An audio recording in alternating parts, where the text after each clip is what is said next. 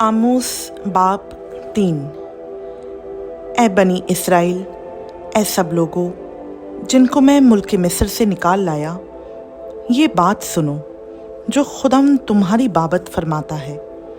दुनिया के सब घरानों में से मैंने सिर्फ तुमको बरगज़ीदा किया है, इसलिए मैं तुमको तुम्हारी सारी बदकिरदारी की सज़ा दूंगा।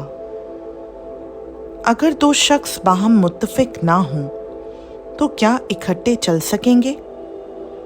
क्या शेर बब्बर जंगल में गरजेगा जबकि उसको शिकार ना मिला हो?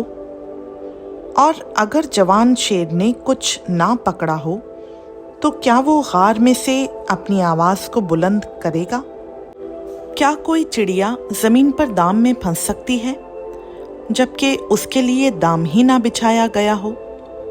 क्या फंदा जब तक कि कुछ ना कुछ उसमें फंसा ना हो ज़मीन पर से उछलेगा? क्या ये मुमकिन है कि शहर में नरसिंगा फूंका जाए और लोग ना कांपें? या कोई बला शहर पर आए और खुदावंद ने उसे ना भेजा हो? यकीनन खुदावंद खुदा कुछ नहीं करता जब तक कि अपना भेद अपने खिदमत गुजार नबियों पर पहले आश्कारा ना करे। शेर बब्बर गरजा है, कौन ना डरेगा? खुदावंद खुदा ने फरमाया है, कौन नबूवत ना करेगा?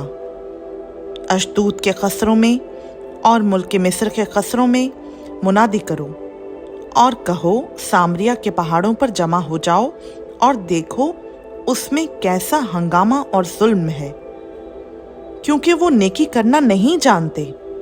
खुदावंद फरमाता है, जो अपने खसरों में जुल्म और लूट को जमा करते हैं, इसलिए खुदावंद खुदा यूं फरमाता है कि दुश्मन मुल्क का मुहासरा करेगा और तेरी क़ुव्वत को तुझसे दूर करेगा और तेरे खसर लूटे जाएंगे।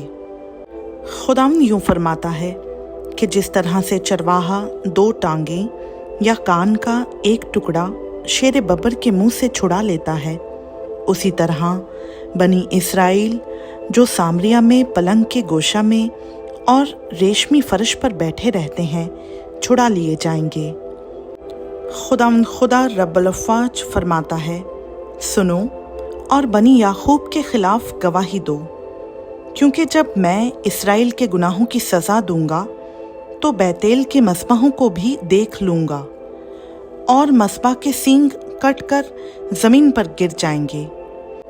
और खुदावंद फरमाता है, मैं ज़मिस्तानी और ताबिस्तानी घरों को बर्बाद करूँगा और हाथी दांत के घर मिस्मार किए जाएंगे और बहुत से मकान वीरान होंगे। खुदावंद का पाक कलाम का पढ़ा, सुना, समझा और कबूल किया जाना हम सबों के लिए बाइस बरकत हो। आमीन।